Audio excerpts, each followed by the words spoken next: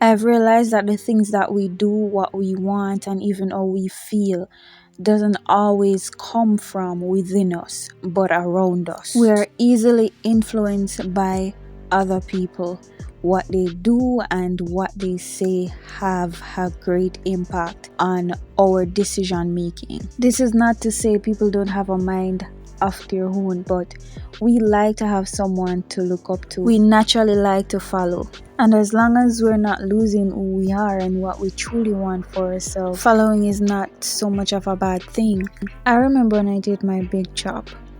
The first time I saw my natural hair, I immediately fell in love. I was excited, I was happy because finally I had made a decision that I wanted to make for a long time. And to be truthful, I wasn't thinking about hair growth, I wasn't thinking about the texture, I wasn't thinking about any of that. I was just excited to start a new journey. It wasn't until I started watching YouTube videos I realized that my mind was slowly changing. And what I want and how I felt about my hair became different. My focus was now on how to get my hair looking like the YouTubers I was watching. I wanted my hair to look curly. I wanted longer hair, and I was so bent on achieving these things that I wasn't able to love and appreciate my hair where it was. I got so angry and discouraged when my expectations for my hair failed. I know that if you're not a new natural, most likely you can relate to this. But if you're a new natural, you recently did your big chop and you need some guidance. You're looking around and you're seeing all these natural YouTubers with long, healthy, thick, probably curly looking hair.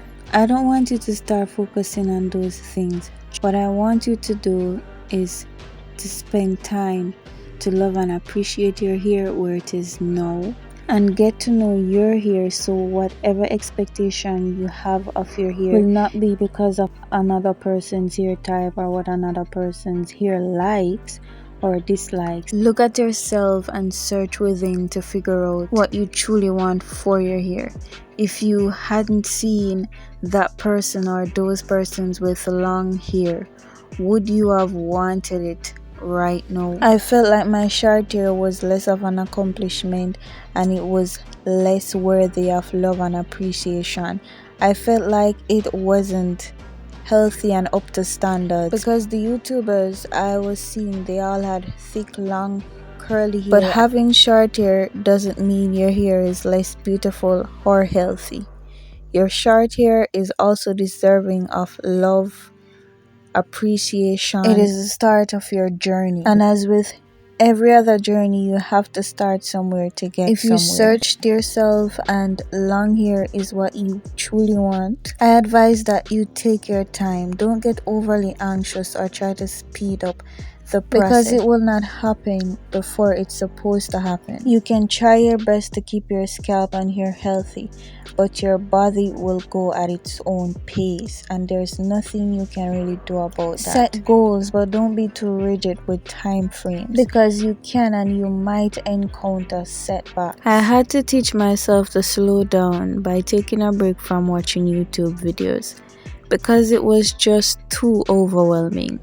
The fact that none of these people had my hair type meant I was just setting up myself over and over for disappointment. However, YouTube is not as limited as it was 6-7 years ago, so there are many YouTubers now with every hair type there is, which makes it easier to find someone with your hair type. Watch people who has their hair type because it will give you an idea of what might work for your hair. I said might because having the same hair type doesn't mean having the same hair. What works for that person might not necessarily work for you, so don't have too high of an expectation. Just be hopeful. This is why I said earlier that you need to spend time to know your hair. I think the first year in your natural hair journey should be spent learning your hair, getting to know your hair on an individual level, because that will be your greatest tool for growing and keeping your hair healthy. Don't make the same mistake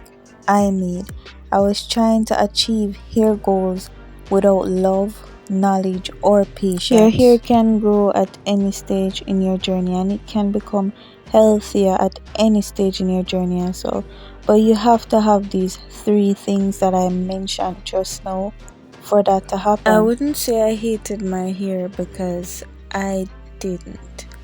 I just couldn't love it where it was. And that's because I was so focused on getting it to look like somebody else's hair and to do what somebody else's hair was doing. It's so easy to try to compete, copy, or compare your hair, but try your best to avoid doing any of those 3 C's because they're the beginning of a toxic mindset towards your hair. Finally, please do like, subscribe, and share this video if you enjoyed it. We have come to the end of another video. Thank you for watching. See you in the next video. Bye.